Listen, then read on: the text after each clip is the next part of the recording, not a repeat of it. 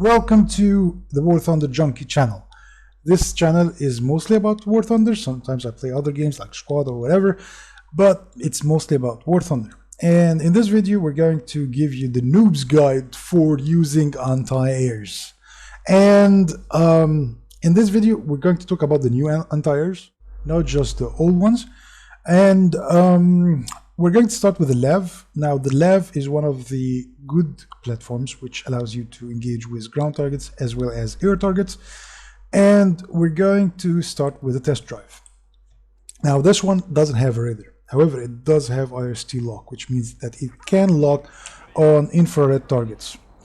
You have three weapon systems. You have the machine gun, you have the rocket launcher, and you have the anti-air missile, which can lock on targets and can be fired on those targets. Now, in order to achieve this, seriously? Oh yeah, it's falling. Okay. Anyways, to achieve this, you have to set up some few controls, starting with the weapon system. So select, or actually fire. So fire main caliber is basically the machine gun I have, which allows me to fire the main caliber. That is fire from secondary gun, which means that I'm shooting from the rocket launcher, which I've set it up as a mouse button on the right, on the left side, as well as the fire from special guns, which is allowing me to use the anti-air missile. Now, these controls are very important. The last control that is going to be important for this anti-air is actually how to lock on targets. Now, in this case, I'm locking IRST, so I'm dedicating the middle mouse button to lock on target. And what this allows you, it allows you to lock on a target. Oh, what? Oh, yeah, okay. And just shoot at it and let it disintegrate. Now, the other thing is actually the locking of the missiles, which is default as caps lock. I personally make it as caps lock or control because I'm firing the missiles using the control key. Now, how do I lock on those targets? Look for lock, and you can find here weapon lock, either using caps lock or the middle mouse button. Actually, I'm going to remove this and I'm going to make it only the middle mouse button because it really sometimes causes me problems. And then lock the IRST target or the radar using the middle mouse button. Now, this sums the experience with the Lev. There are some other items that we need to understand, which is how does radar work with War Thunder.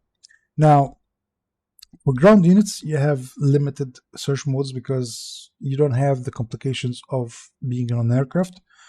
To give an example on these types, we're going to start with the Dead SU-23M4 test drive. Here we go. Now, there are multiple controls that you need to be aware of.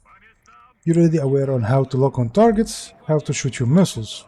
However, there are a few things that you need to know.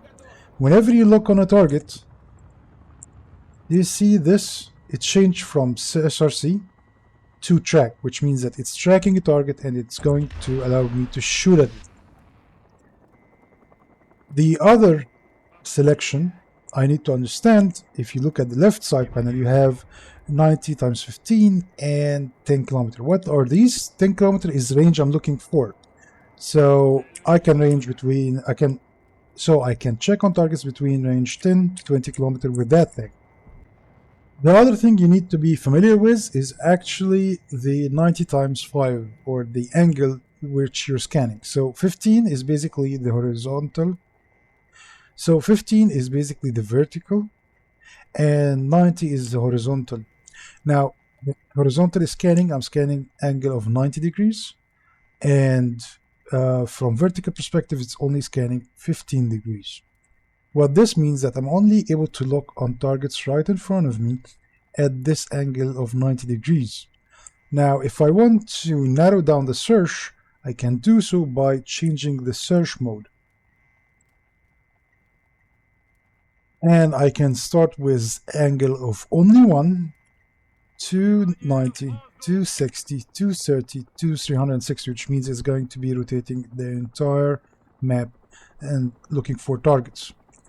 Why is this important? It's important because if I am not able to hear the enemy, if I'm not able to see them, at least I want my radar to pick them up. And to set these controls up, okay, radar. So I have the scale, which is basically the distance I'm scanning, and then there is the search mode, which is basically the angle I'm scanning with. So I've set them up as number 3 and number 2, which is the number keypad on the right side, because I don't access those frequently and I'm not playing anti-air more frequently. But also if I'm playing anti-air, I'm most probably going to be stationary, and that means that I can have my hand free to click on those buttons later on. And there is something else which is called select radar IRST target to lock on. We're going to get into this in a minute, but for now, let's talk about the disadvantages and advantages of having multiple search modes. Now, the search mode right now is allowing me to look 360, but if you noticed, you're going to find that it's only allowing me to track those targets here for a few seconds before it actually turns, which means that if I want to lock on one of them, it might not be locking as easily or as fast as if I am choosing a smaller angle, like for example 30. However, if I am using another one, maybe 360, now if I'm going to lock at it, it's going to be a horrible idea, and it might actually lock on something else. So it gives you a bit of control.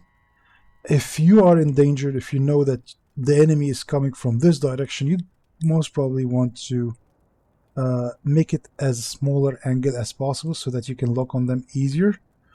Okay, but if you don't know where the enemy is, you can actually change the radar mode to 360 so that you can know from which direction they are coming from. Now, with more advanced anti-airs, you can actually get radars that can actually lock on targets and at the same time allow you to look or search for other targets. Like for example, this guy. You can actually track multiple targets, but you cannot shoot at them all at once. But it allows you to see where the enemies are. And here comes a little trick.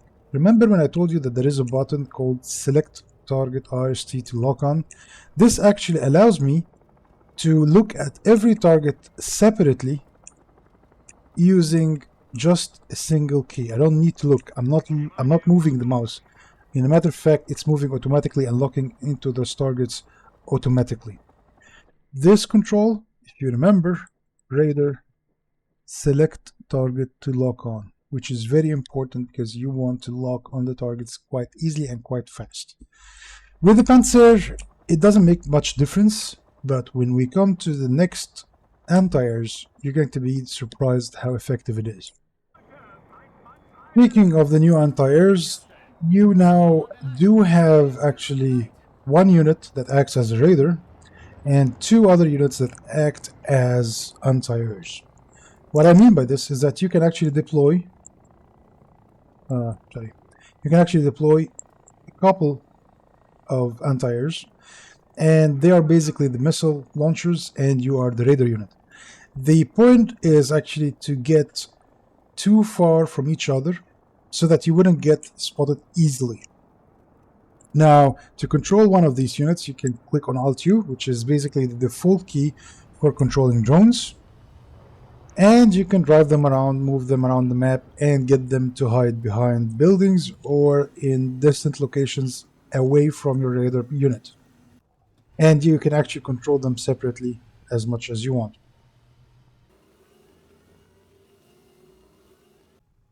Now, there is a very important thing to know is that your main radar unit is actually the most important item of these all.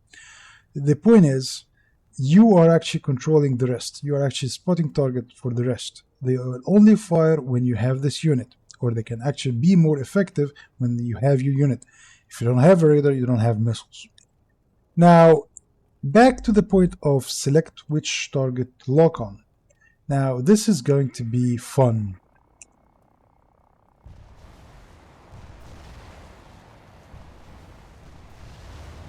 I didn't look at all of them, yet all of them are going to get hit in a few seconds. 1, 2, 3, and 4. I didn't look at them, I just selected them and fired. Now that means that I can engage multiple targets and kill them all in 1 second. To demonstrate this, there is also a new menu that they have added, which is the CR menu, or you can click on CR to get it. And you're basically having this menu which shows you on a plain map as well as on a view of a 360 degrees that is telling you like where are the enemies and where are the friendlies. And with that one, you can just select one target. And as you can see here, it's moving towards those targets. 1, 2, 3, and 4. Right. Now, 10 kilometers is actually going to show it much. It's very important with this anti-air to select the distance, because in the scenario of the test drive, I only have them in a 10 kilometer range. However, if we're talking about high tier battles, top tier battles, we are talking about aircrafts that are engaging you at 50 kilometers. You need to see them before they see you. So it's very important to play around with the search scale, because if you're setting it up at the default, which is 20 kilometers, it means that you cannot see the more distant targets.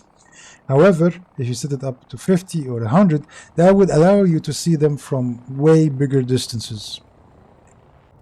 Another thing that you need to be aware of is that you can actually select which one fires and which one actually doesn't. So which support unit or which missile launcher should be firing. Now I'm putting them both in front of me so that I can demonstrate. If you look in here, there is C1 and C+2, which means that I can select which one of them can fire, which and the other cannot, and I can even select them both to fire. Now this is very important because at some point you would run out of ammo if you are staying as anti-air all day, right?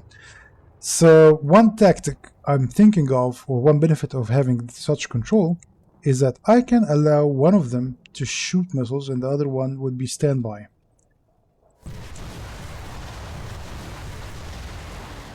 Right? Actually, let me shoot all the missiles.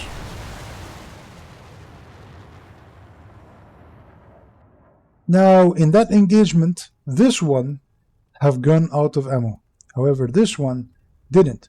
So that means that at any point of time, I can actually just switch to this one and kill enemy targets.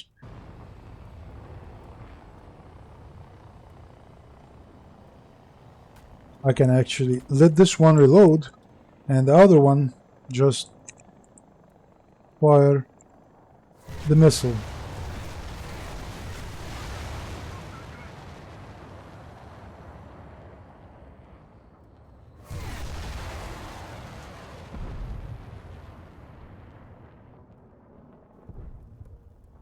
This way, one of them is reloading, the other one is just firing or using its missiles. It's very useful because while this one reloaded, this one fired the missiles. It's very useful. Alright, I hope that clarified how you can play with it. If you like that video, don't forget to like and share it with your friends. And of course, if you want more like this, just subscribe and tell me if you want to see any guide about any other game mechanic. Thanks for watching and see you next time.